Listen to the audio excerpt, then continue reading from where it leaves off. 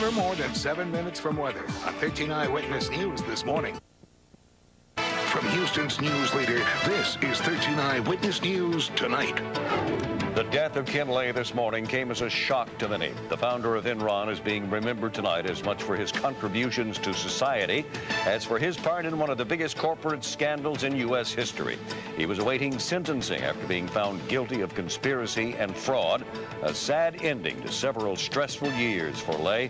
He died of a massive heart attack at his home in Aspen, Colorado. Good evening, friends. I'm Dave Ward. And I'm Gina Gaston. We have live team coverage tonight with reporter Jessica Willey, who looks at what happens now in the government's attempt to get millions of dollars of Lay's money. But first, we go live to reporter Tom Abrams, who begins our coverage live from Aspen, Colorado. Tom? Gina, good evening from Aspen, Colorado. 600,000 people die every year from coronary artery disease. It is the most common killer in the United States, but as we all know, Ken Lay was no common man. Ken Lay loved it in Aspen, so much so that since his sentencing, the only place a judge would allow him to go legally other than Texas was Colorado. It was 1:41 in the morning at this secluded ranch just outside of Aspen where someone called 911.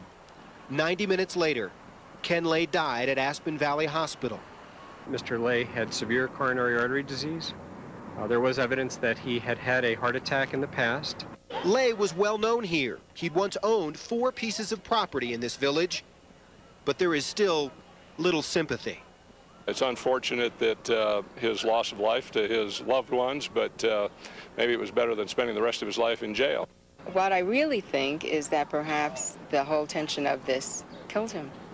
It was just 2 months ago that Lay stood in front of the federal courthouse in downtown Houston, a convicted man, his head up, vowing to fight on. Now, 1,000 miles away, his fight has ended as quickly as the company he created fell into bankruptcy and disgrace. The coroner said in a press conference this afternoon there was absolutely no sign of foul play whatsoever. They do say they are still awaiting the toxicology results. Reporting live from Aspen, Colorado tonight, Tom Abrams, 13 Eyewitness News. And also late today, the coroner in Grand Junction, Colorado, said that Lay's body had been turned over to his family. Lay is survived by his wife, Linda, 5 children, and 12 grandchildren. This evening, family friend Reverend Bill Lawson spoke with the Lay's wife and 3 of his children on the phone from Aspen. Right now, they're in deep mourning, but I think that they're pretty gutsy about it, and they're holding their chins up.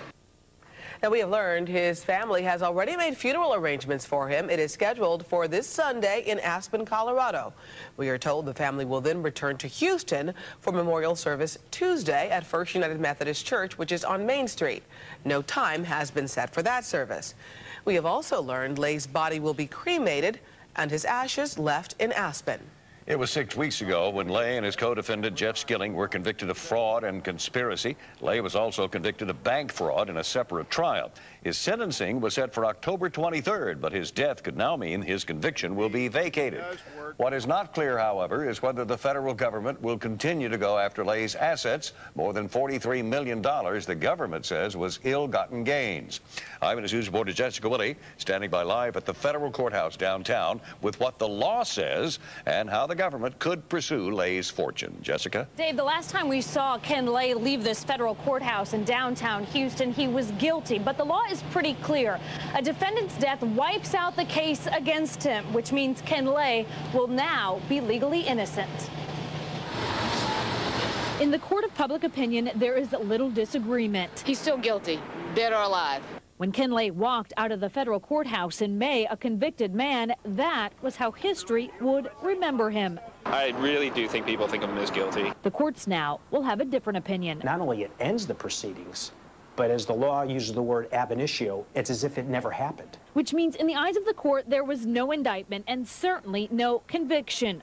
All because of Lay's passing, and the reason is simple, says our legal analyst. Lay's appeal never made it to the appellate level. The courts don't want to review a case when someone is no longer available to participate in the process. However, the court battle may not be over. There's still the question of more than $43 million the government was seeking from Lay based on his conviction. Well, with no conviction, it's possible the government could turn to civil court. Michael Wynn is a former federal prosecutor. There are a lot of attorneys for the Justice Department who do nothing but represent the United States in civil proceedings. Wynn says suing Ken Lay's estate would be aggressive, but an option. The Justice Department declined to comment on its next move. It's the end no one expected. This chapter of the Enron book is going to forever remain unfinished.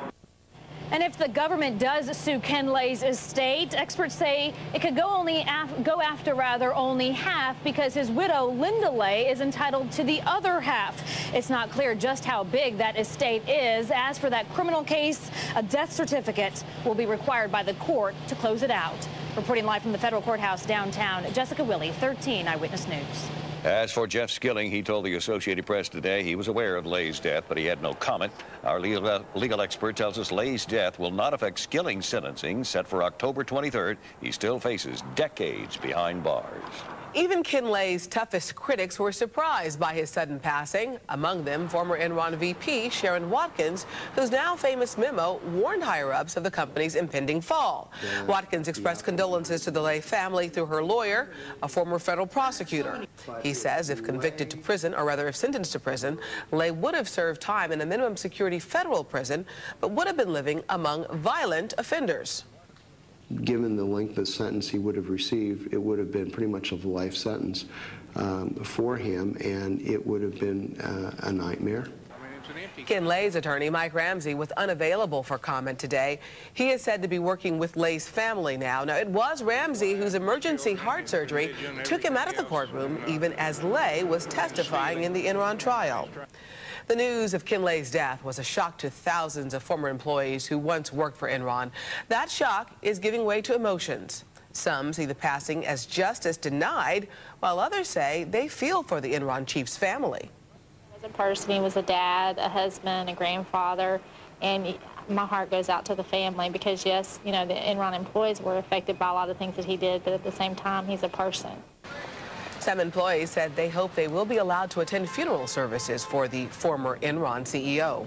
Well, before his name became synonymous with corporate corruption and scandal, Ken Lay was known as one of Houston's most respected citizens and generous philanthropists.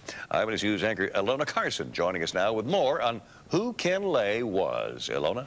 Dave, his story was, until just recent years, the American dream, a man of humble beginnings who created an empire. And despite the focus on losses, Houston did benefit greatly from Ken Lay. Kenneth Lay was born into a poor family in Tyrone, Missouri in 1942. He delivered newspapers and mowed lawns to help his father, who ran a general store. Lay graduated from the University of Missouri, then earned a doctorate at U of H in 1970.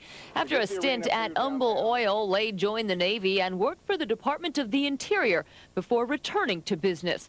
As chairman and CEO of Enron, Ken Lay turned the company into an energy giant with $100 billion in annual revenue. During the days of Enron's greatness, Ken Lay was considered a hero to many Houstonians. Enron's financial power was Houston's gain. Nowhere more apparent than at the city's shining new Enron field.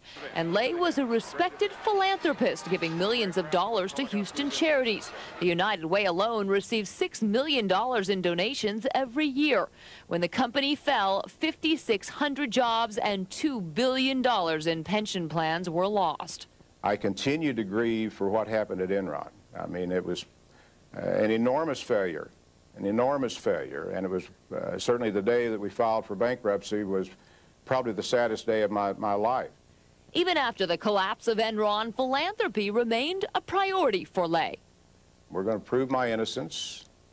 They're not going to get our house, and we are going to move on with our life and going to continue to make contributions wherever we can make contributions. And many say until the end, Ken Lay remembered his roots and his faith. I have a lot of faith in God, and there's a higher power involved here, and I'm convinced this is going to work out okay. Ken Lay was 64 years old. Ilona Carson, 13 Eyewitness News. And you can find out more about Ken Lay and his legacy, as well as post messages on our website at abc13.com, and keep it here for continuing coverage.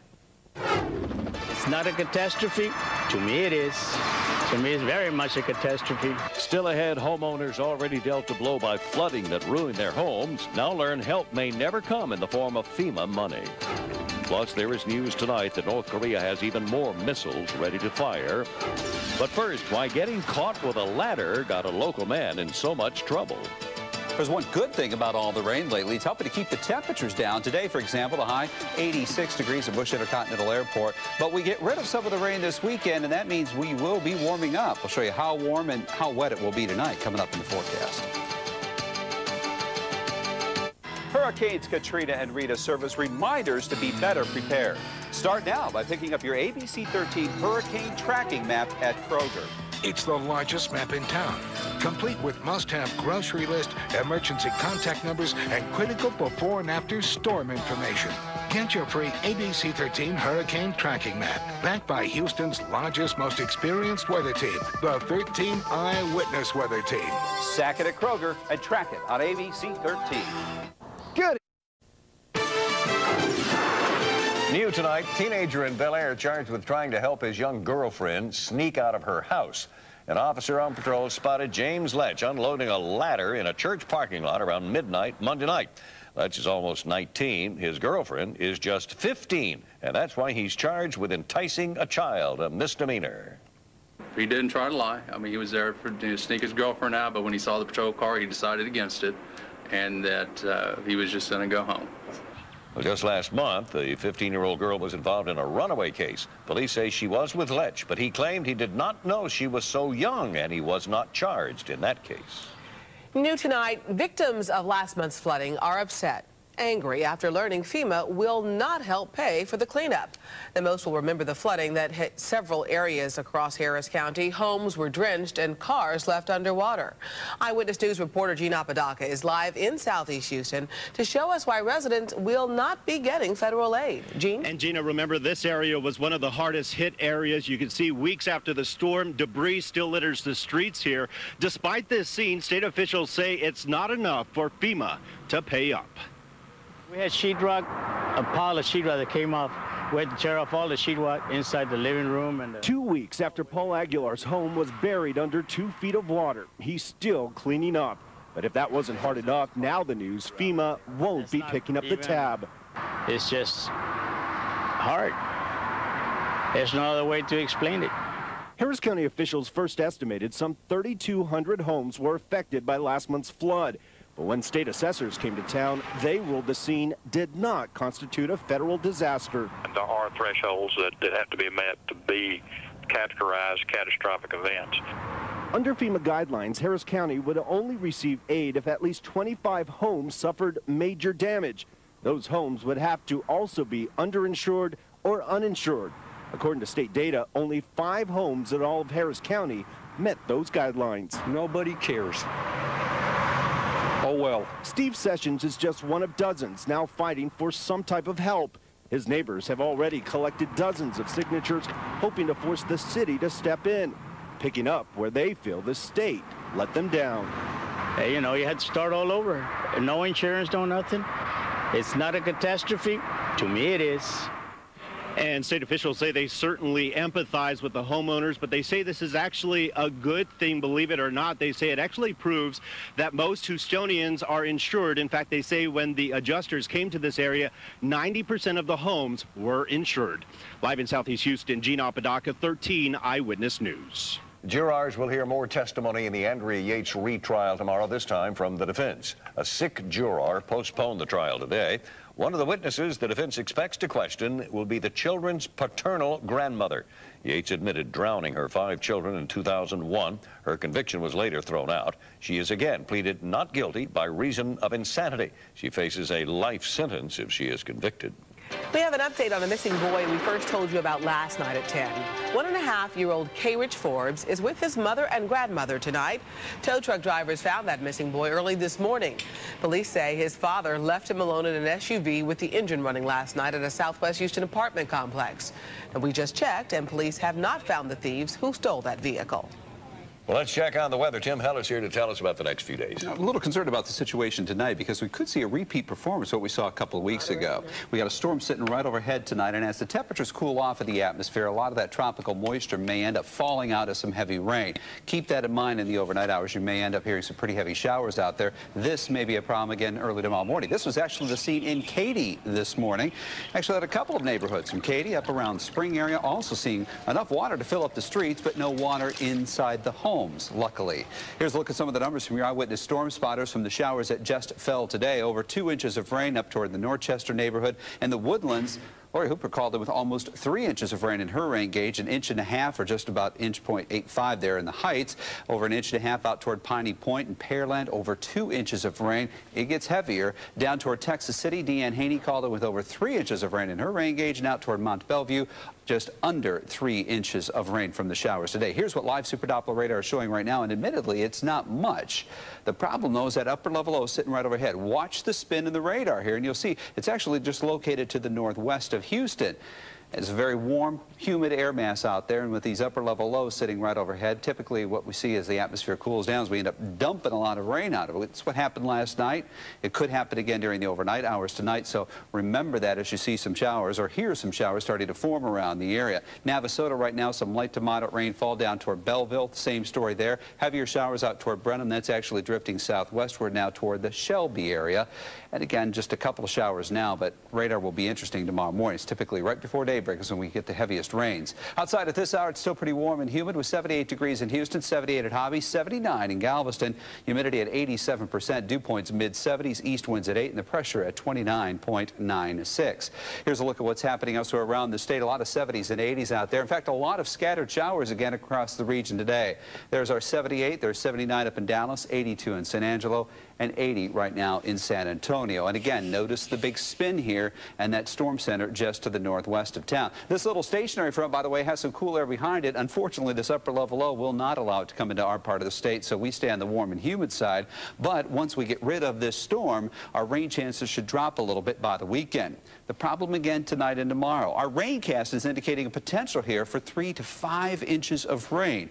Now, the exact area where we see the heaviest rain may shift a little bit depending on exactly where that low tracks, but this shows you the potential that could fall out of the storm system tonight and tomorrow. So my forecast calls for more heavy rain, 74 degrees in the overnight, then up to 88 tomorrow. More scattered showers possible tomorrow afternoon. Skies will stay cloudy, winds northeast about 5 to 15 miles an hour. Forecast for the next 5 days shows the rain chance dropping a little bit here, back down to about 40% for Saturday and Sunday.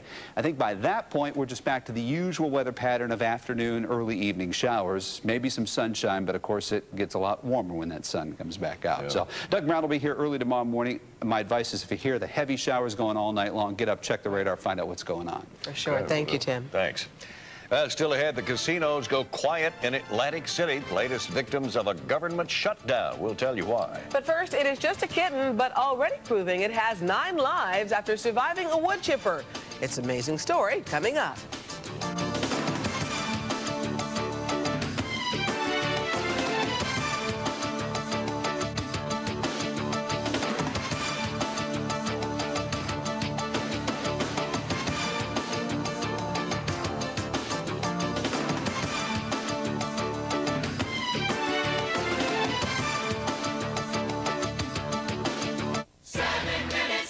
Eyewitness News has closed caption for the hearing impaired.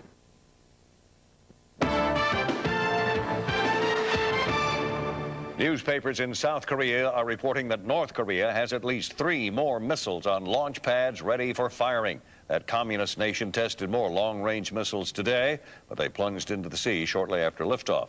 United Nations Security Council met in an emergency session after those tests and agreed the world must send a strong signal, but did not agree on what that should be. Some are pushing for the U.S. to negotiate one-on-one with North Korea. Supporters of Mexican presidential candidate Andrés Manuel López Obrador say every vote must be counted for a fair election. They protested outside the Mexican consulate in southwest Houston today. The leftist candidate, López Obrador, has accused the Mexican government of rigging Sunday's election. He says millions of votes were not included in the preliminary count. Right now, officials in Mexico are reviewing the totals, and under law, they must continue to work around the clock. Conservative candidate Felipe Calderon is expected to win. The official review must be completed by Sunday. For the first time since Atlantic City's casinos were built, no one is sitting at the card tables or playing the slots tonight. The casinos are all closed, part of a government shutdown. Lawmakers missed a deadline to pass a budget, and with no state budget, New Jersey cannot pay state employees, which include casino inspectors who keep tabs on the money. Now, this mass closure could cost the casinos more than $16 million each day. A tiny kitten probably used several of its lives when a woman found it inside a wood chipper. Workers in Miami had turned that chipper on. Veterinarians at an animal hospital almost recommended putting it to sleep. That 5-week-old kitten had a fractured neck and its front legs were shattered. Instead, though, doctors named it Chipper and decided to perform surgeries to save it. After one more operation, doctors are hoping to find that kitten a good home. Well, coming up in sports, Tiger is back for the first time after missing the cut in the U.S. Open. While the Astros try to stretch that 4-game winning streak to 5. Bob Allen Sports is next.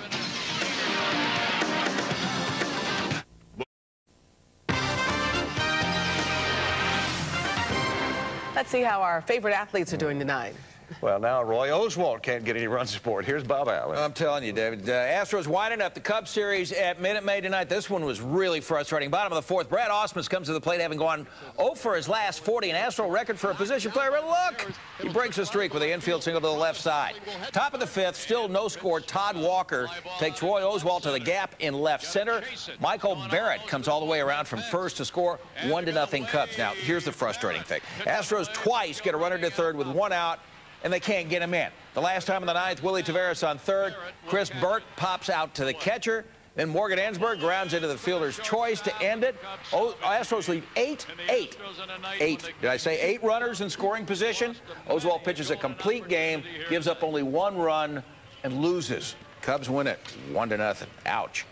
On Sunday, it is Italy against France in the World Cup Championship match. France knocking off Portugal today, 1-0 to advance. 32nd minute, no score. Frank Ribery with the ball for Thierry Henry. In the box, Henry tripped by Ricardo Carvalho. Carvalho whistled for the foul. French captain Zinedine Zidane taking the penalty kick, and he finds the back of the net. That's the match's only score, and it held up.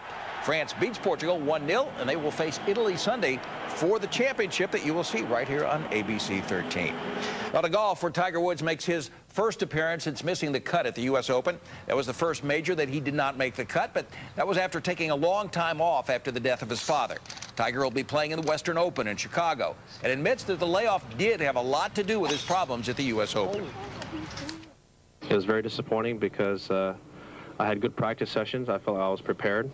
And come game time, I did not hit the proper shots, and I didn't putt well on top of that, and it was just bad from tee to green. After the break, 2 Houston Comets are honored again. The giant year-end Clobber-a-thon is on at Lawrence Marshall Chevrolet with our best deals of the year.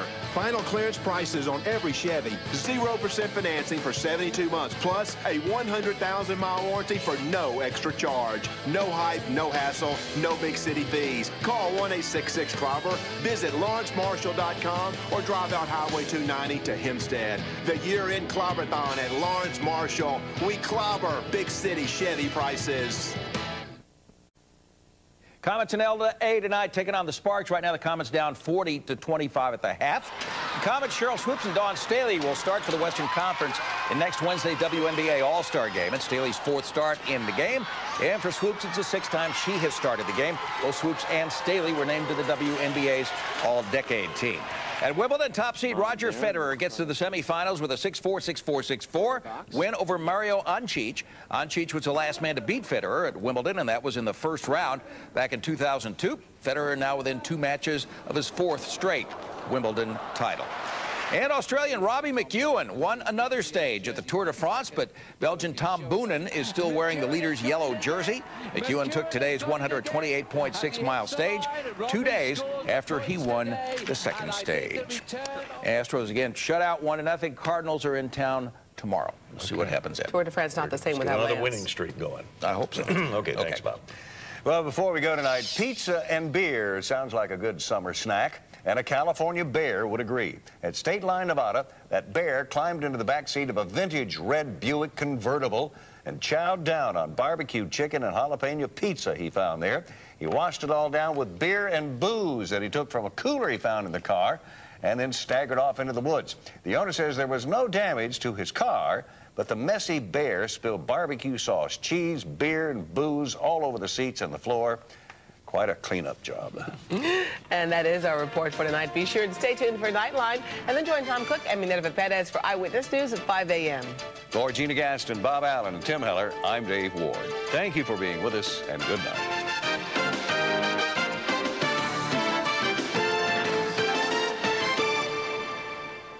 You've been watching 13 Eyewitness News, Houston's news leader.